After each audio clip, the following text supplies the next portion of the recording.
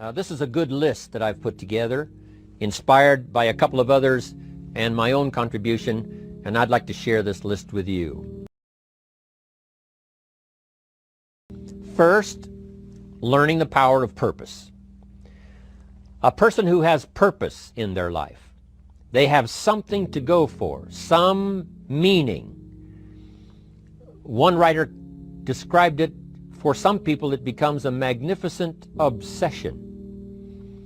And for you and I, maybe it doesn't need to be that dramatic as a magnificent obsession.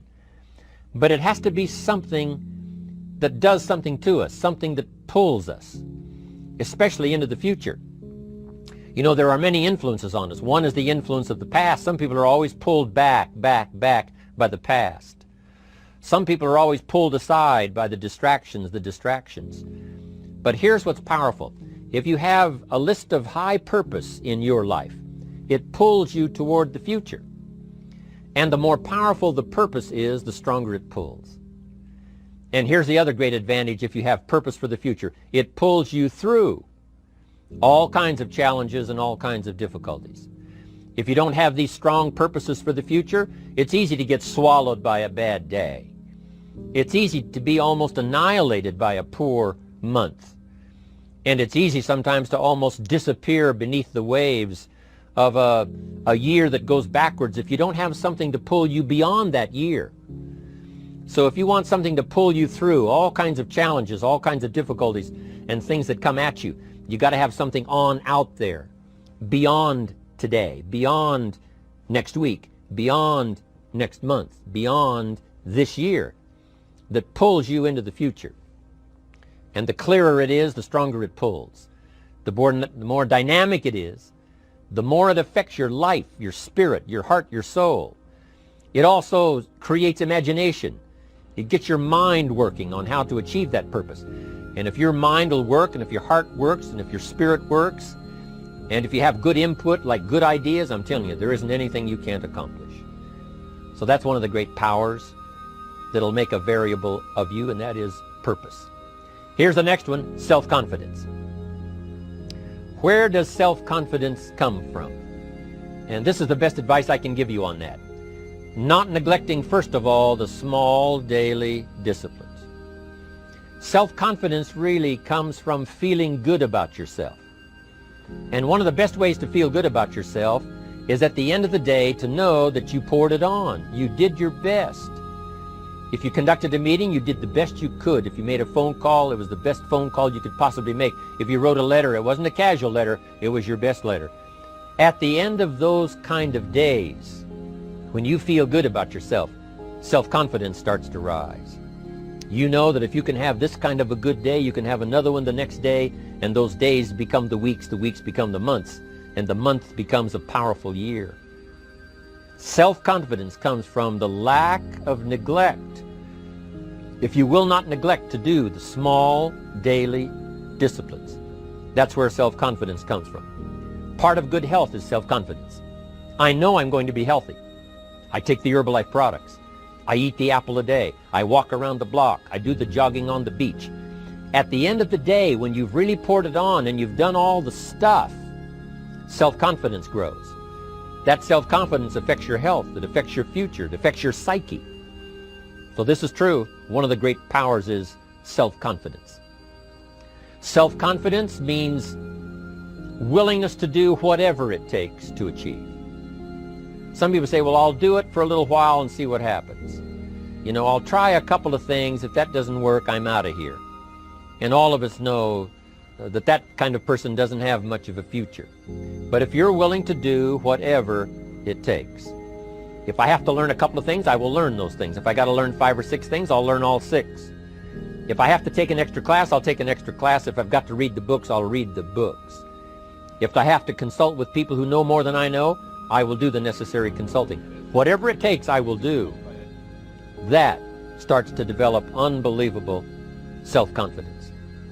Self-confidence also comes from the ability to rise above your circumstances, to rise above what happens, the petty little things, the discouraging things that would sink everyone else's ship except yours.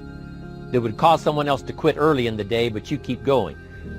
That kind of willingness to overcome all circumstances, whether it's the little challenges or the big challenges. If you're willing to do that, I promise you, this kind of power will work for you, and in you, the variable, it'll make a difference. The third on the list I had was enthusiasm. And here's what I wrote about enthusiasm. Enthusiasm that's powerful is mostly enthusiasm that is enthusiasm inside, 90%, 10% outside.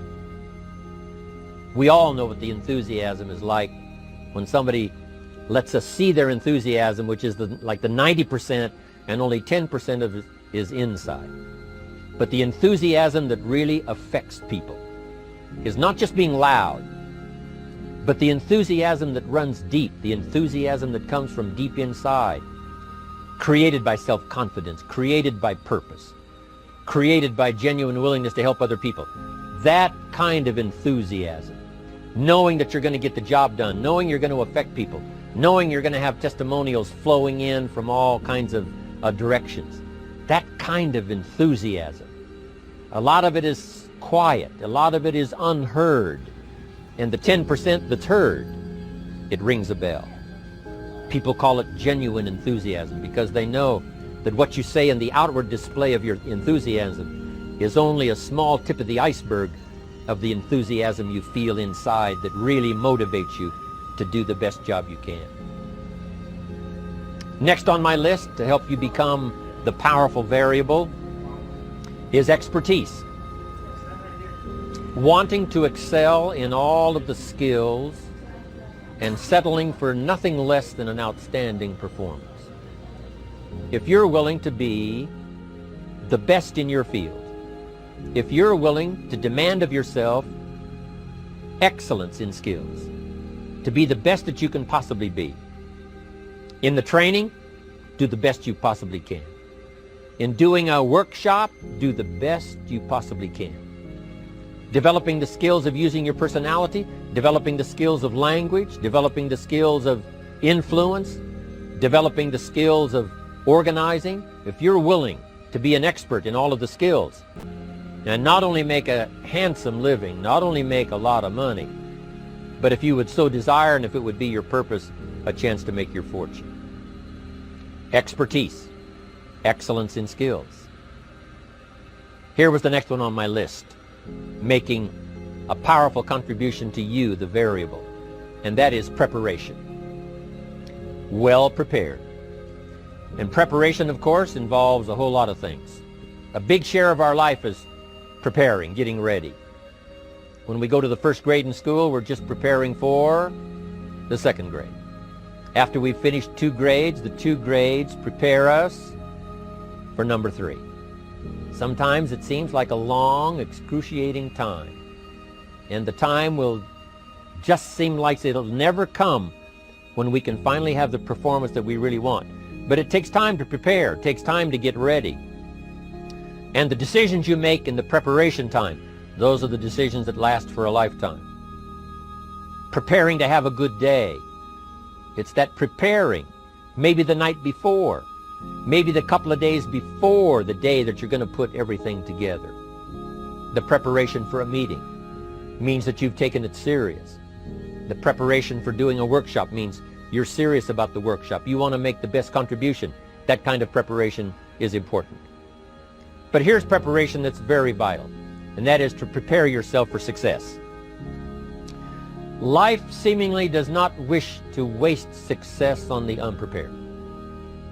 Life says, why waste a fortune on this person? They're not prepared to do the right things with it. They're not prepared to use it wisely. If a fortune was bestowed upon this unprepared person, it would probably be wasted. The people that could have been touched won't be touched. What could have been done won't be done because this fortune will have been wasted on the unprepared person. So not only look for fortune, not only look for the promise, but prepare yourself and ask of yourself, what can I do to make myself ready? Because remember, life was designed not to give us what we want, not to give us what we need, but life was designed to give us what we deserve.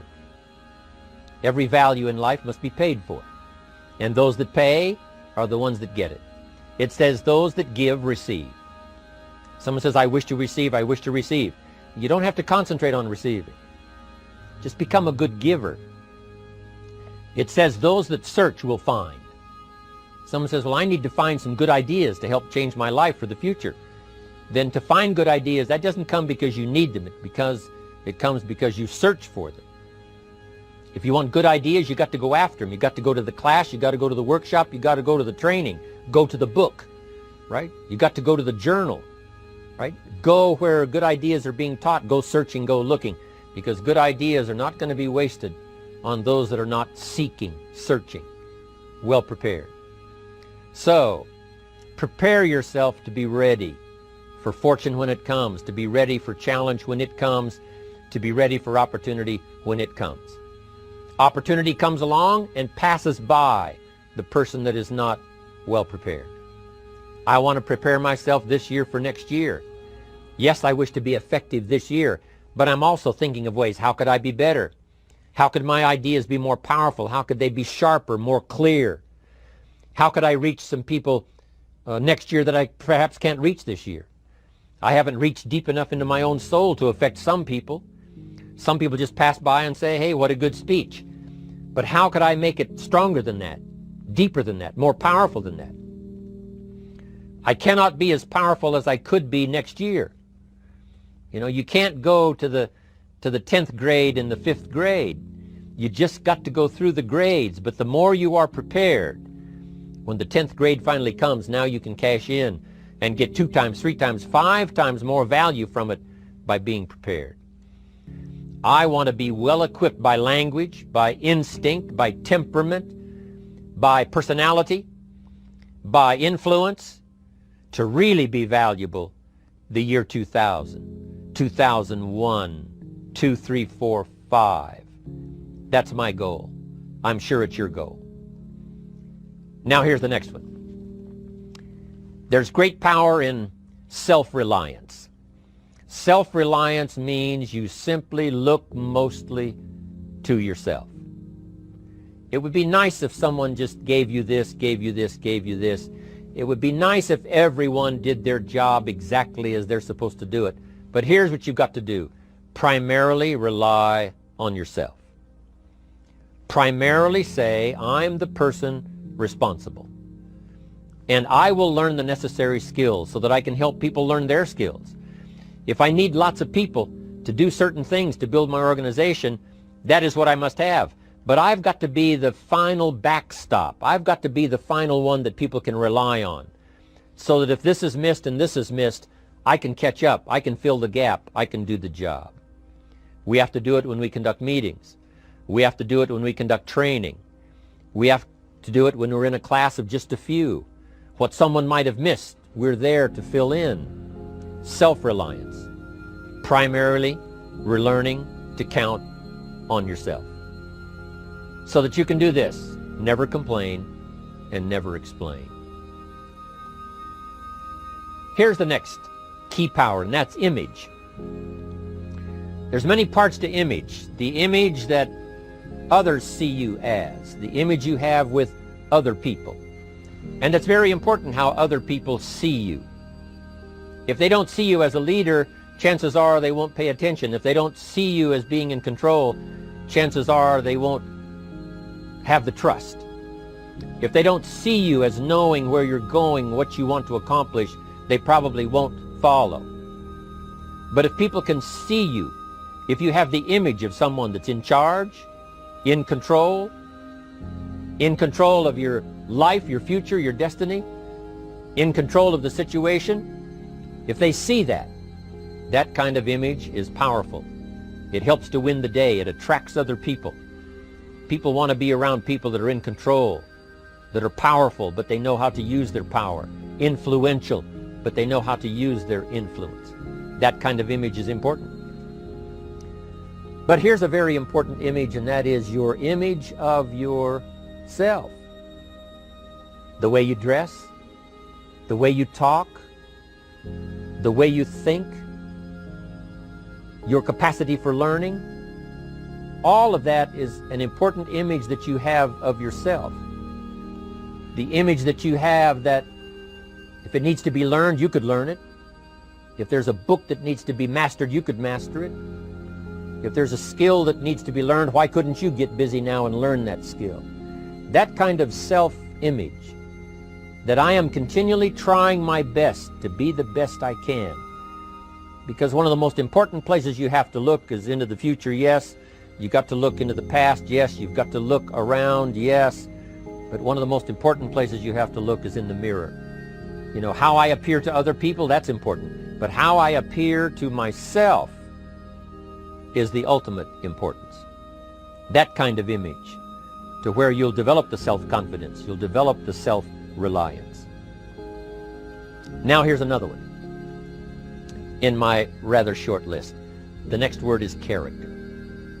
Becoming a person of high values, a person of principles, a person of honesty, a person that earns respect. That kind of character. It took character when Mark started to put the marketing system together.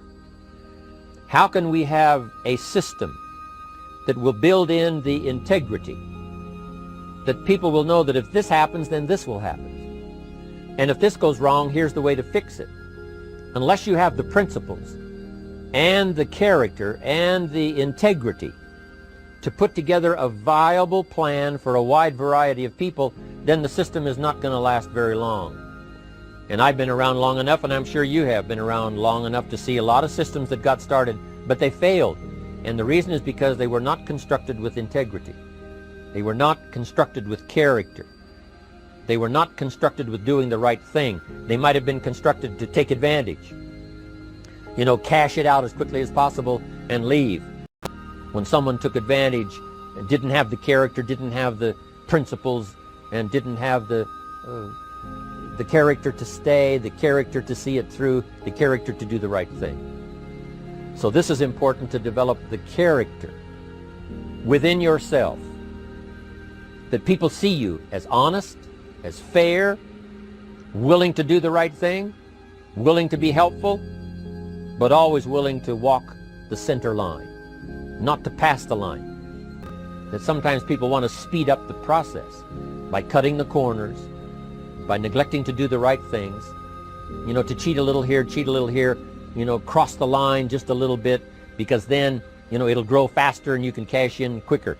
Not necessary here. It will build your fortune longer and stronger than trying to cut the corners and not doing it right. If we'll have the integrity that Mark had when he started it, and keep perpetuating that we will do the right thing by the marketing system, the right thing by a distributor who has a customer and they take care of that customer belongs to that distributor. That kind of integrity in the marketing system, the kind of integrity we have among each other, the kind of character we have to rely on each other, because here's what we cannot do. We cannot do this by ourselves. Vitally important. Building and developing your own character. Now here's another one. It's called self-discipline. Self-discipline, all of us have a challenge with that. Because sometimes it's easy, and especially if you're working hard, doing the best you can, it's easy sometimes to let up and let it go. But remember, so many people, especially now that we're as big as we are around the world, are counting on what we do. If everybody will have the discipline to say, I will do the best job I can. I will make mistakes, of course, because we're all human, but I'll try to remedy those mistakes and do the best job I can. That kind of self-discipline that understands how important your part is in all of the functions that work. Coming to work on the set here, HBN, there's so many people that play a part. And each one of the parts that are played is necessary to put on the broadcast, make it viable, make it real, make it powerful. Any couple of them missing, and it would be a disaster. But all of it put together, and it works like a charm. Each person developing the self-discipline to do their part, do their job. Here's one more, and that is the power of extraordinary performance and demanding of yourself excellent results. This is so important. If you want to live extraordinary, you must do extraordinary. If you want an extraordinary income, you must do extraordinary things. If you want an extraordinary fortune, you must go with the demands of what it takes to have that fortune.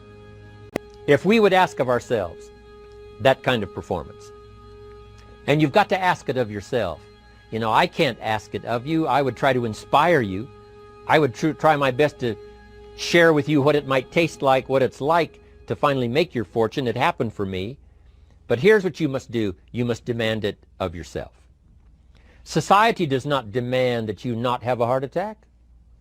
But if you want to escape having a heart attack, you must demand it of yourself. Society doesn't demand that you take Herbalife and improve your health.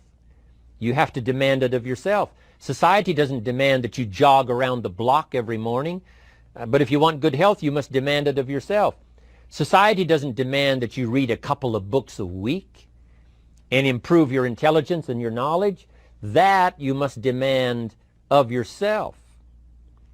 Society does not demand that you build a financial wall around your family nothing can get through. That's not a demand of society. But you must demand it, if you wish it, you must demand it of yourself. Society doesn't demand that you learn a list of 10 skills.